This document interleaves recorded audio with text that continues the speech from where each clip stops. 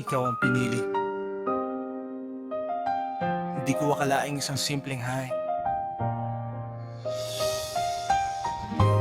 ang magiging simula ng pinakamagandang kabanata ng buhay. Kaway ko. Sa Facebook lang nagsimula ang kwento nating dalawa. Isang simpleng chat na nauwi sa walang sawang usapan. Magdamag tayong gising kahit antok ay lumalaban. Magka-video call hanggang umaga, ayaw pang magpaalaman. Kahit tulog ka naka-on pa rin ang camera. Para bang sapat na ang makita lang ang mukha. Bawat good morning mo parang panalo na ang araw. Unti-unti kong naramdaman ikaw na pala ang hinahanap. Kung pwede lang pigilan ng oras, mas gusto kong habang buhay kang kapiling. Mula sa simpleng chat hanggang sa totoong pag-ibig, ikaw ang naging sagot sa bawat panalangin. Hindi ko hahayaan na mawala ka pa. Kahit anong pagsubok ay lalaban tayong gawa. Basta't magkahawak ang ating mga kamay, ikaw at ako hanggang dulo ng buhay.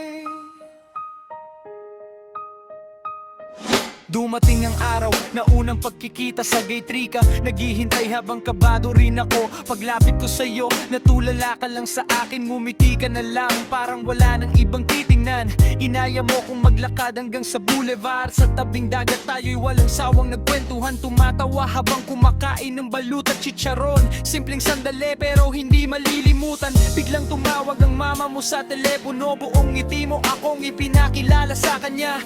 Doon ko naramdaman na seryoso ka sa'kin at gusto mong maging bahagi ako ng buhay mo. Isinama mo ko sa probinsya nyo, ipinakilala sa pamilya mong buong puso akong tinanggap. Doon ko sinabi sa sarili ko, ito na siguro ang taong gusto kong makasama habang buhay.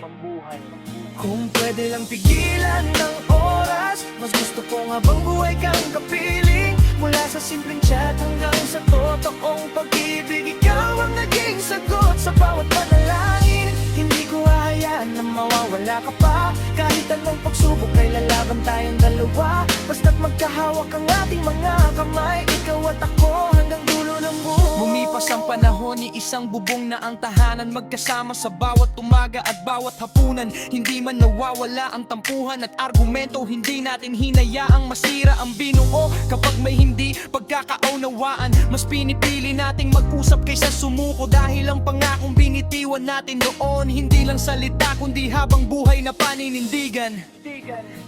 Kung pwede lang ulitin ang lahat, ikaw pa rin ang pipiliin ko sa bawat pagkakataon. Mula Facebook hanggang sa isang tahanan, ikaw ang naging pinakamagandang desisyon. Kahit dumating ang unos at maraming pagsubok, hindi kita bibitawan kahit gaano kahirap. Dahil sa bawat tibok ng puso ko, ikaw at ako hanggang kamatayan.